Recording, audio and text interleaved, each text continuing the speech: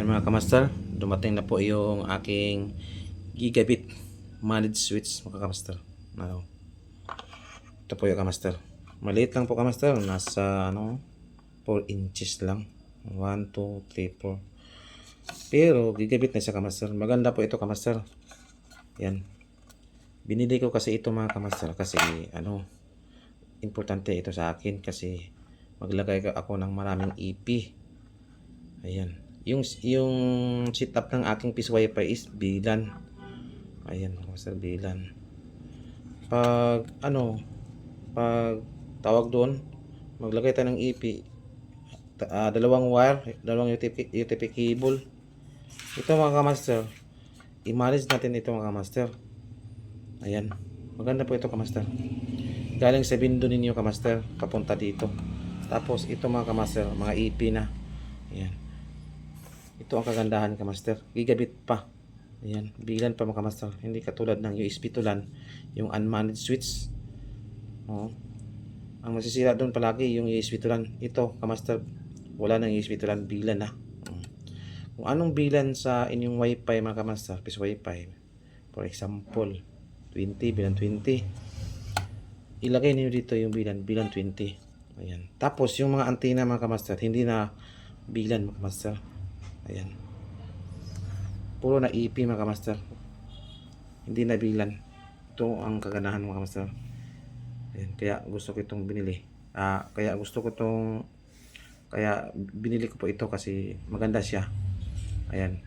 Kasi yung antena natin, hindi na natin config na bilan.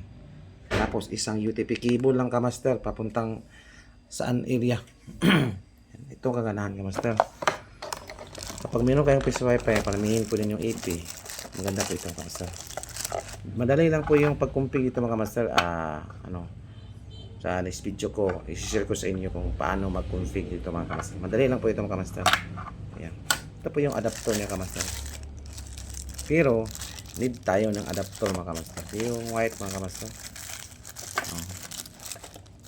Ayan. Need siya ng adapter. Ayan. Maganda po ito kamaster. Sa Shopee ko po ito binili.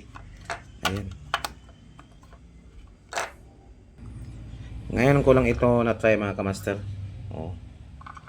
Sana po kamaster successful po yung ating pag-config dito. Tapos ilagay natin sa field. Maganda po ito kamaster. For example tinda. Tinda. Diba walang bilan sa tinda? Pwede na magamit as a EP. Tapos bilan po yung ating mahal kasi yung antena na EW81, 71, mahal. Ang diskarte ko dito master, lagay ko ng mga tinda, by bahay pa. Pero EP siya mga master. EP siya. Yan. Magagamit na natin yung mga tinda natin kamaster. See you po the next video ko kamaster ha. Tuturo ko sa inyo yung kung paano natin i-config ito. Baka bukas config natin. Ngayon lang kasi dumating. Thank you very much. Abang-abang lang kamaster.